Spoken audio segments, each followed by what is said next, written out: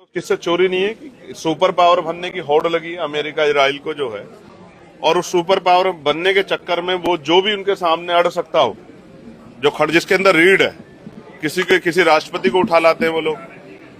और उन्होंने जिस तरह ईरान के साथ किया, ये तो किससे छिपा हुआ नहीं है कि ईरान उनके सामने झुक नहीं रहा था।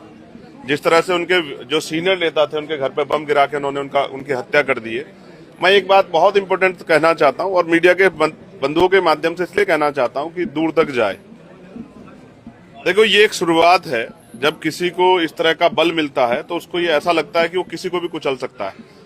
ट्रंप ने जिस तरह से हमारे प्राइम मिनिस्टर के बारे में भी बार बार कहा कि हम उनका कैरियर खत्म कर देंगे, टैरिफ लेकर ही रहेंगे, मैं ये बात कहना चाहता हूं, ये भारत है, हमारी सरकार से वैचारिक विरोध है, उनकी नीतियों का विरोध है।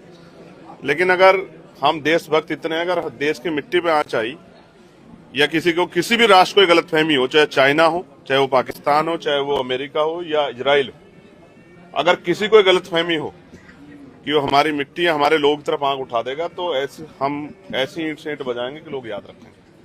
हमारे देश से बढ़ के हमारे लिए कुछ नहीं, चाहे वो अमेरिका हो या इजराइल हो।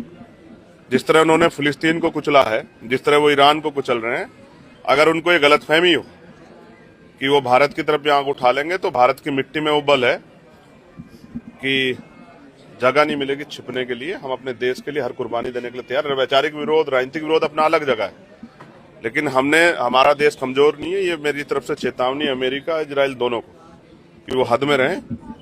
ये जो आंखें उन्होंने दिखाई हैं, क्यों दिखाई हैं, ये सब जानते हैं। भारत है ये, इसका इतिहास याद रखें। अंग्रेजों को खदेड़ दिया था इस भारत ने, ये मैं स्पष्ट तौर पे कर रहा हूँ। मेरठ में कुछ चीजें हैं जो बहुत इंपॉर्टेंट है। जिस तरह से एक बच्चे के साथ MIT के इंस्टीट्यूट